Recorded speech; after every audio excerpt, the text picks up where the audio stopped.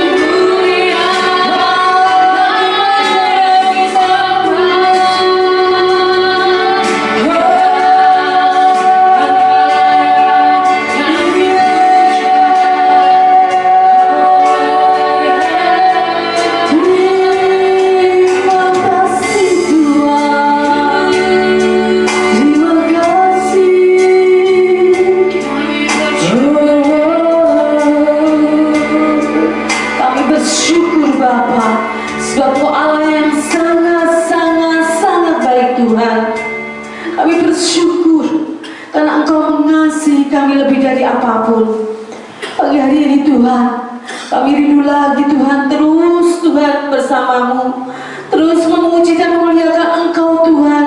Ajak kami lebih lagi Tuhan dekat dengan Engkau Bapa. Kami percaya Tuhan, hanya Engkau yang berotoritas atas kami Tuhan. Ibadah kami pagi hari ini dari awal, pertengahan hingga akhir nanti Bapa.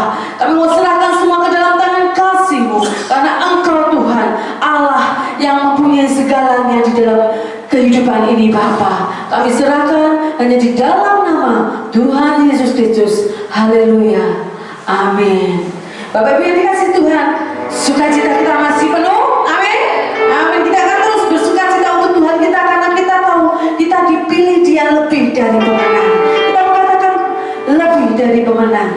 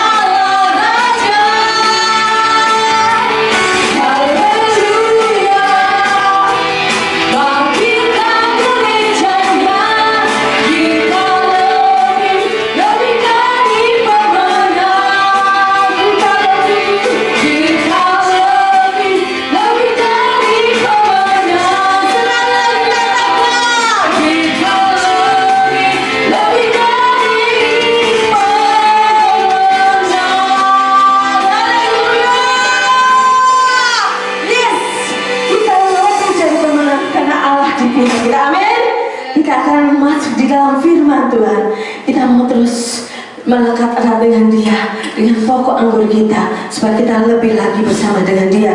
Kita mengatakan, sungguh Tuhan, Bapa Kau setia, Bapa Kau mulia.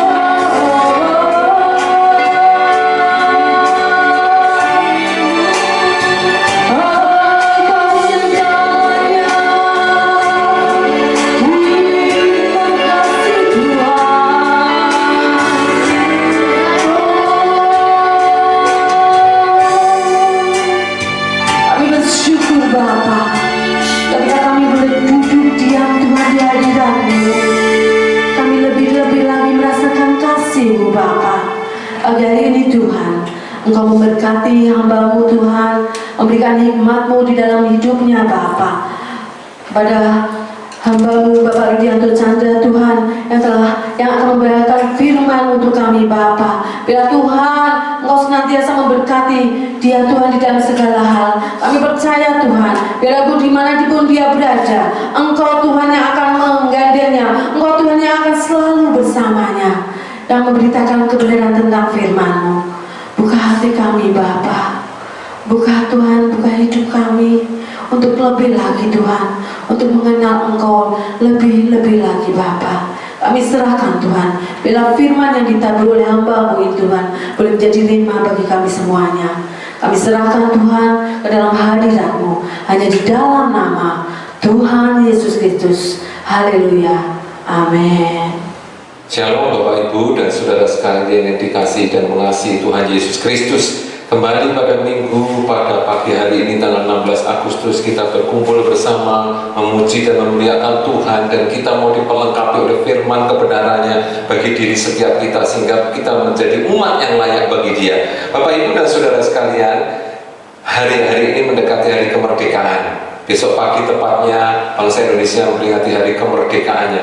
Bapak Ibu dan Saudara sekalian, merdeka berarti menjadi tambah dewasa. Dengan berjalannya kemerdekaan kita, usia kemerdekaan kita harus semakin dewasa. Kenapa? Karena kita boleh mengatur diri kita, artinya kita juga boleh bertanggung jawab atas kehidupan kita. Bapak Ibu Saudara sekalian, tema firman Tuhan pagi hari ini adalah jalan menuju kedewasaan. Jalan menuju kedewasaan. Bagaimana sih kedewasaan itu sesungguhnya Bapak Ibu Saudara sekalian? Orang yang dewasa adalah orang yang kalau layak, orang yang sudah layak diberi tanggung jawab. Artinya seseorang yang sadar akan hak dan kewajibannya yang melekat dalam dirinya di dalam setiap apa yang dilakukannya.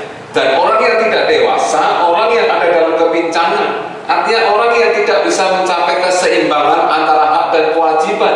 Orang yang begitu banyak menuntut haknya tapi lupa akan kewajibannya.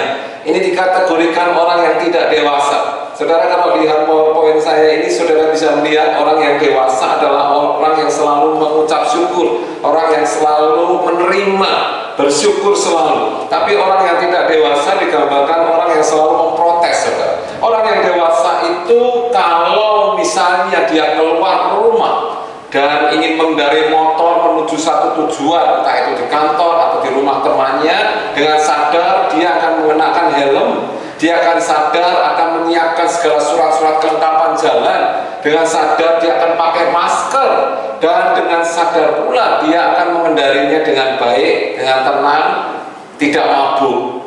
Itu adalah kewajibannya. Dan dia bisa mendapatkan haknya untuk bisa melalui jalan-jalan dengan tenang, dengan baik sampai ke tujuan.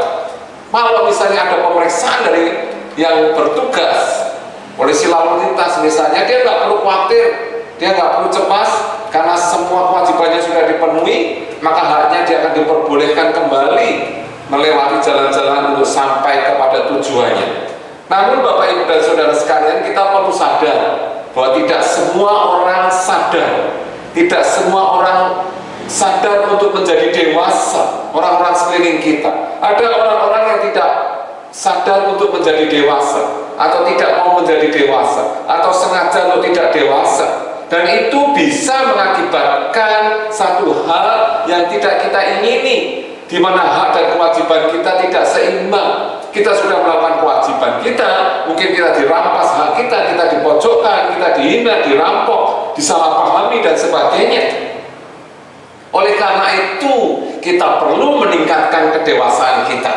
Khususnya kita, Anda dan saya, orang-orang percaya, kita harus naik level dalam kedewasaan. Oleh karena itu, kedewasaan tidak boleh berhenti, tapi diproses. Semakin baik, semakin dewasa, semakin indah. Dan proses itu seringkali disebut penderitaan, seringkali disebut persoalan masalah yang mungkin dan banyak kali tidak disebabkan karena kita lalai akan kewajiban kita, tetapi disebabkan oleh orang lain. Oleh karena itu, selayaknya lah, sebaiknya lah setiap kita itu waspada dan berjaga-jaga selalu. Waspada dan berjaga-jaga supaya kita yang sudah menjadi orang dewasa dan kedewasaan kita sudah berproses lebih lanjut, tidak kemudian jatuh, tidak kemudian menjadi tidak dewasa ketika menghadapi situasi sekeliling kita yang mungkin menekan kita, yang mungkin memojokkan kita. Bapak, Ibu, dan saudara sekalian, segala hal yang ada di sekeliling kita menjadi tanggung jawab kita, khususnya kita orang percaya. Firman Tuhan dikatakan, kamu adalah manusia baru. Manusia baru itu orang yang dewasa. Dan firman Tuhan Paulus katakan, kalau orang menjadi dewasa, menjadi manusia baru, harus semakin serupa dengan gambaran Tuhan. Mari kita baca di dalam surat Paulus pada jemaat di Kolose pasal yang ketiga ayat yang 10. Surat Paulus pada jemaat Kolose pasal 3 ayat 10 katakan demikian, dan telah mengenakan manusia baru yang terus menerus diperbaharui untuk memperoleh pengetahuan yang benar menurut gambar Khaliknya. Terus menerus diperbaharui supaya pengetahuan kita menjadi semakin benar akan Tuhan kita. Tuhan Yesus menjadi orang yang dewasa, tetapi bukan hanya dewasa secara manusiawi, tapi dewasanya adalah dewasa yang ilahi. Dia rela berkorban walaupun kewajibannya dilakukan, haknya dirampas total, tapi dia tetap mempertahankan sebagai orang yang dewasa di hadapan Bapa. Dia adalah pribadi yang paling bertanggung jawab di atas muka bumi ini. Oleh karena itu, saudara, proses menuju kedewasaan bagi setiap kita perlu dibentuk. Bukan hanya sekedar kemauan dalam diri kita, tapi butuh ketaatan untuk kita terus bertumbuh di dalam kasih-Nya, sehingga kita menjadi semakin seperti Dia.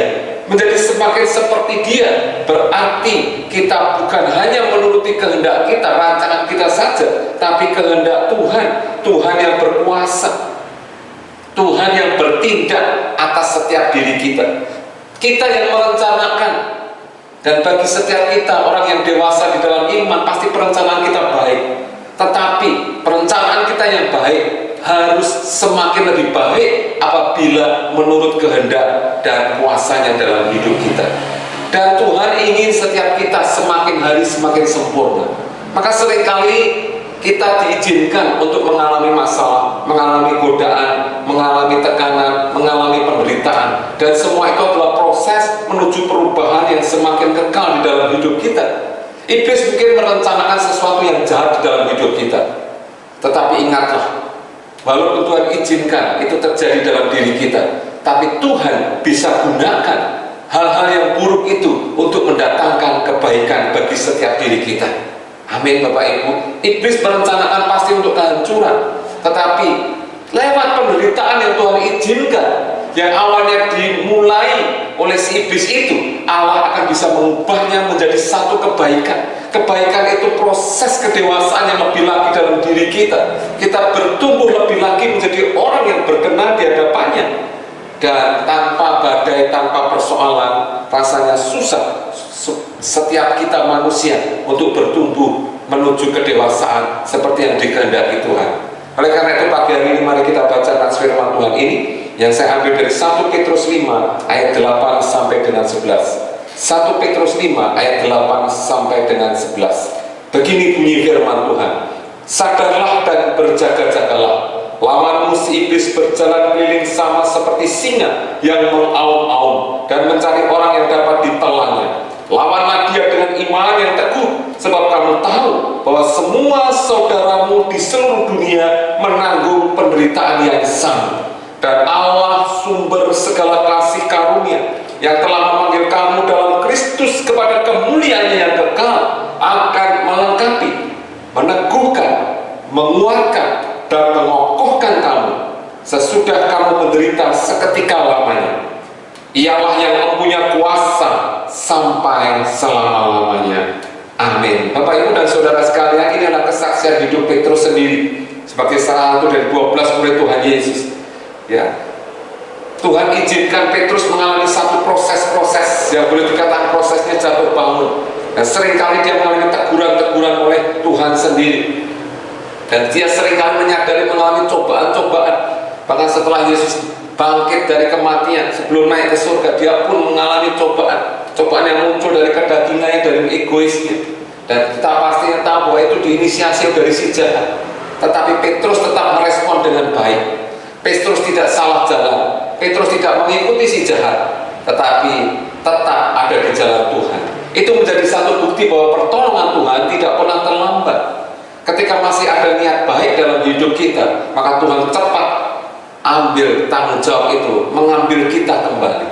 Karena Dia tahu kalau kita jatuh ke tangan musuh kita yaitu iblis, maka hancurlah kita, karena tujuan Dia adalah menghancurkan. Tetapi tujuan Tuhan adalah memberi kedewasaan, memberi pertumbuhan iman bagi setiap kita, walaupun seringkali diizinkannya penderitaan masalah itu menimpa kita. Bapak Ibu dan Saudara sekalian, tujuan Tuhan sungguh-sungguh ingin kita menjadi semakin dewasa serupa dengan gambarannya, dan kita perlu mengalami berbagai masalah di dunia ini supaya kita tahu bahwa Tuhan itu menyertai kita. Tuhan tidak pernah meninggalkan kita, walaupun itu nampaknya tidak mengenakan kita, walaupun nampaknya itu kita membenci proses yang kita alami. Kenapa Tuhan saya harus mengalami proses seperti ini? Tapi kembali sadarilah, ketika kita mengalami hal-hal itu, Allah punya kehendak untuk menyelamatkan kita, menguatkan kita, memulihkan kita, mengangkat kita lebih tinggi, karena Dia tidak pernah terlambat dalam menolong kita. Amin Bapak Ibu. Mari kita melalui jalan menuju kedewasaan bersama dengan Tuhan. Pertanyaan, bagaimana jalan menuju kedewasaan itu? Kita belajar dari Rasul Petrus. Dia menasehati setiap Anda dan saya. Pertama adalah sadar dan berjaga-jaga. Sadar dan berjaga-jaga di ayat 8. Dikatakan demikian, sadarlah dan berjaga-jagalah, lawan si iblis berjalan keliling sama seperti singa yang mengaum-aum dan mencari orang yang dapat ditelahnya. Sadar dan berjaga-jaga. Karena apa? Persoalan dan problem ada sekeliling kita, tetapi itu bisa dibereskan, itu bisa dilalui, itu bisa dikalahkan. Dengan apa, saudara? Petrus berkata sadar. Sadarlah lebih dulu. Sadar artinya kita menyadari segala kelemahan kita, ketidakmampuan kita untuk menghadapi serangan si iblis ini. Ada satu bentuk sadar yang waras gitu ya, waras. Tidak dalam keadaan mabuk, itu artinya sadar.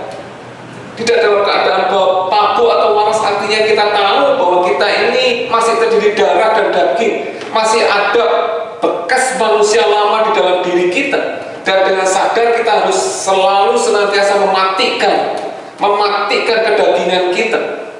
Dengan sadar memberi kesempatan Tuhan, kasih-Nya untuk bekerja di dalam diri kita.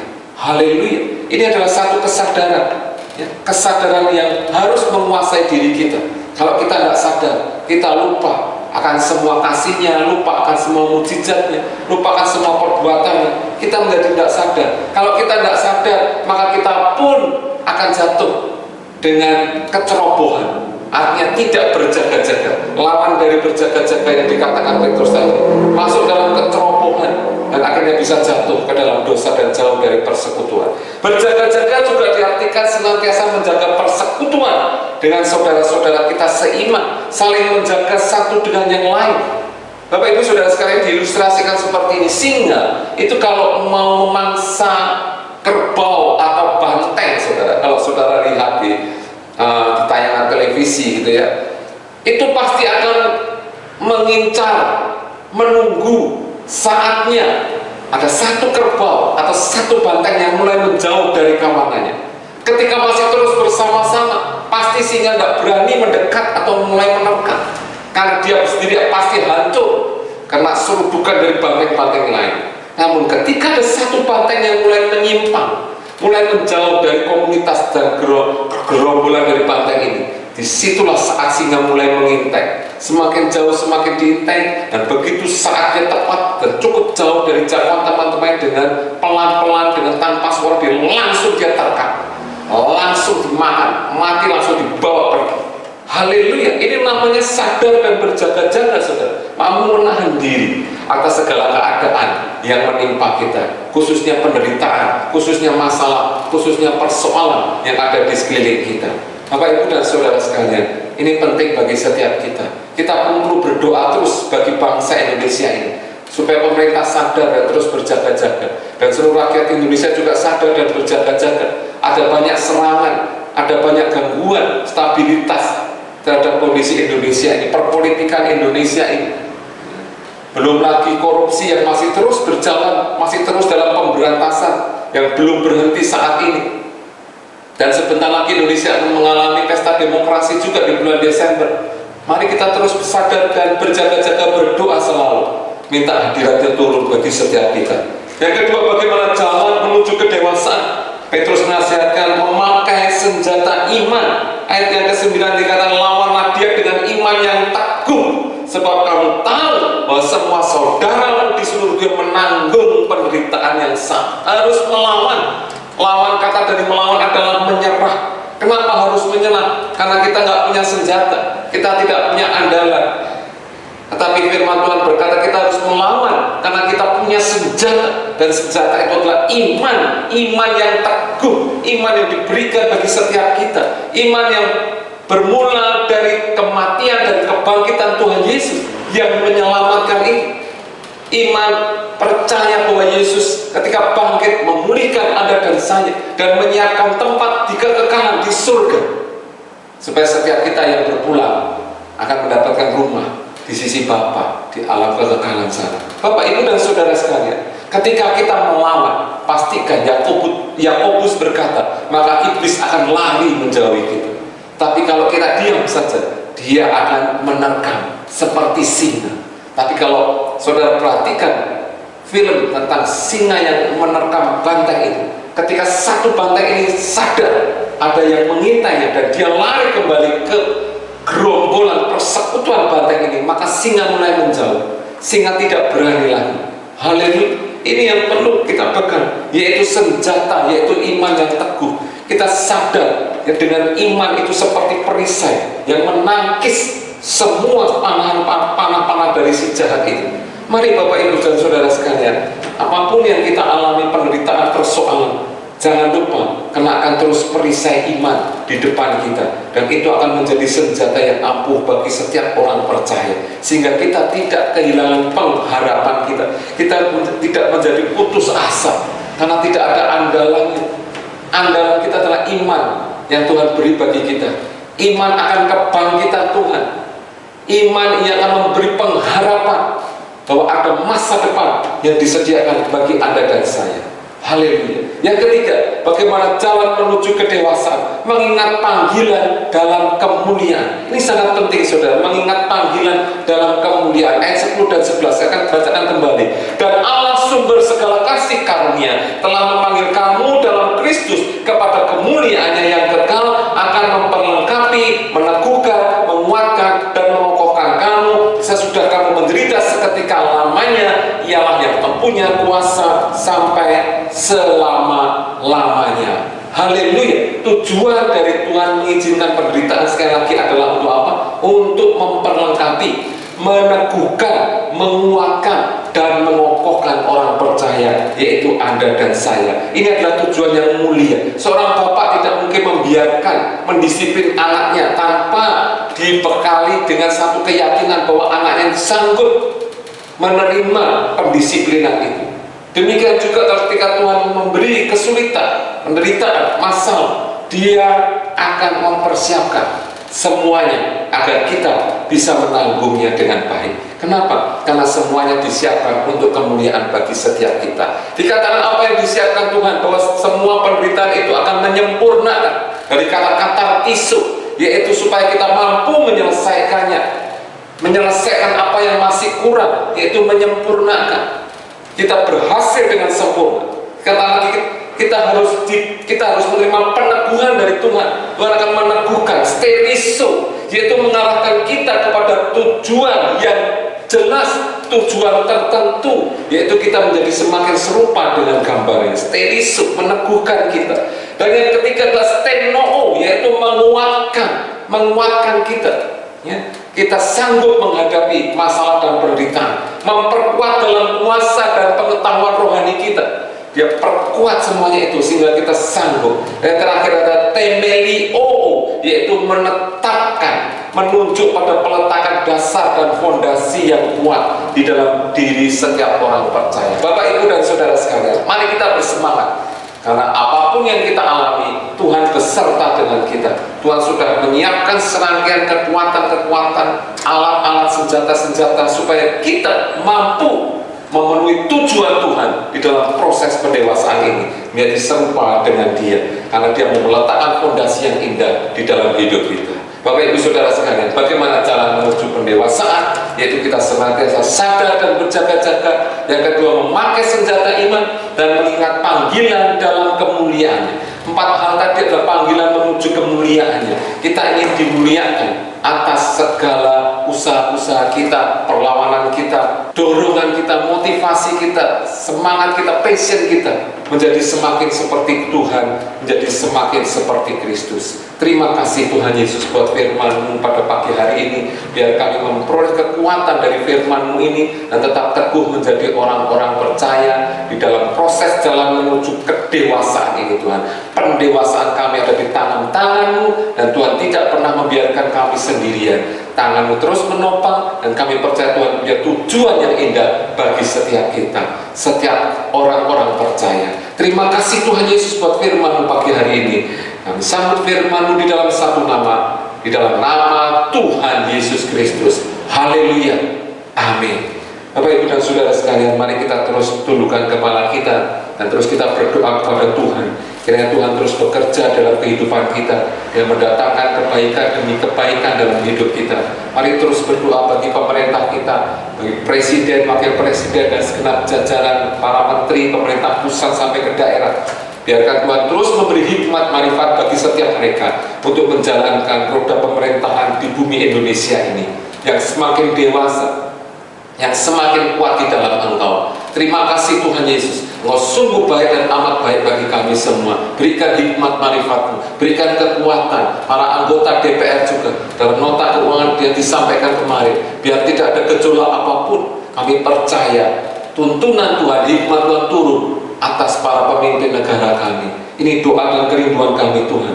Kami pun terus berdoa Tuhan untuk para dokter, perawat, dan yang bergerak di bidang medis. Tuhan memberi kekuatan, meneguhkan mereka untuk terus berjuang, menyehatkan, memulihkan orang-orang yang sakit dan terdampak COVID-19 ini Tuhan. Mari jamahan-Mu turun bagi setiap mereka. Kami juga berdoa mereka yang sedang sakit, menderita saat ini Tuhan, jamah dan sembuhkan, pulihkan Tuhan, pulihkan. Kuasa-Mu sanggup memulihkan, Kuasa-Mu sanggup mengusir pandemi COVID-19 ini dari bumi Indonesia sehingga kami boleh merdeka terbebas. Kami berdoa untuk para peneliti-peneliti Tuhan yang saat ini sedang melaunching, menguji coba vaksin COVID-19 Tuhan. Mari pimpinan-Mu ada setiap mereka sehingga apa yang menjadi riset mereka boleh berhasil dan vaksin COVID-19 ini boleh diberikan bagi masyarakat Indonesia ini. Di dalam nama Yesus, di dalam nama Yesus Kau menjamah Tuhan, di dalam nama Yesus Kau menjamah, memulihkan setiap kami.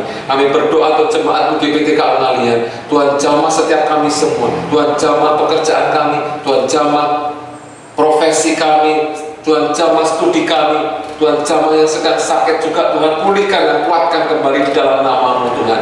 Oh kami percaya mujizat-Mu masih ada bagi setiap kami. Terima kasih Tuhan Yesus, terima kasih Tuhan, Engkau pun menjamah Tuhan proses pembangunan rumah Tuhan kami Tuhan. Mari Tuhan Kau bekerja Tuhan, Engkau yang sanggup mendatangkan berkat-Mu secara melimpah bagi kami semua, bagi pemborong dan segenap panitia yang ada. Mari Tuhan biar kami berserah dalam tangan-Mu Tuhan, karena kami percaya Kau yang akan memulai, Kau akan menyelesaikan dengan tepat pada waktunya. Terima kasih Tuhan Yesus, terima kasih Tuhan. Kami juga berdoa bagi para donatur yang rindu menginvestasikan dananya untuk pembangunan rumah Tuhan yang mulia di Ngalian ini. Mari Tuhan, Engkau yang bekerja dalam diri mereka Tuhan, Engkau yang menganugerahi berkat-berkat yang luar biasa, rahmat luar biasa dari kerajaan surga. Terima kasih Tuhan Yesus, terima kasih Allah Roh Kudus, Kau sungguh baik bagi setiap kami semua dan Kau menjawab semua doa-doa yang kami naikkan dan kerinduan kami di hadapan-Mu Tuhan. Terima kasih Tuhan Yesus, terima kasih Allah Roh Kudus. Bapak Ibu dan Saudara sekalian, mari kita angkat dua tangan kita dan kita akan terima berkat daripada Tuhan. Pulanglah dan terimalah berkat dari Allah Bapa, kasih karunia Tuhan Yesus Kristus, dan penyertaan dalam kuasa Allah Roh Kudus. Tuhan memberkati engkau dan melindungi engkau. Tuhan menyinari engkau dengan wajah-Nya dan memberi engkau kasih karunia. Tuhan menghadapkan wajah-Nya kepadamu dan memberi engkau damai sejahtera mulai dari sekarang sampai Maranatha. Tuhan Yesus datang kedua kalinya. Mari kita terima berkat dari kerajaan surga di dalam nama Bapa, Anak dan Roh Kudus, yaitu di dalam nama Tuhan Yesus Kristus. Haleluya. Sebagai terima berkat Tuhan katakan amin. Selamat hari Minggu. Tuhan Yesus memberkati.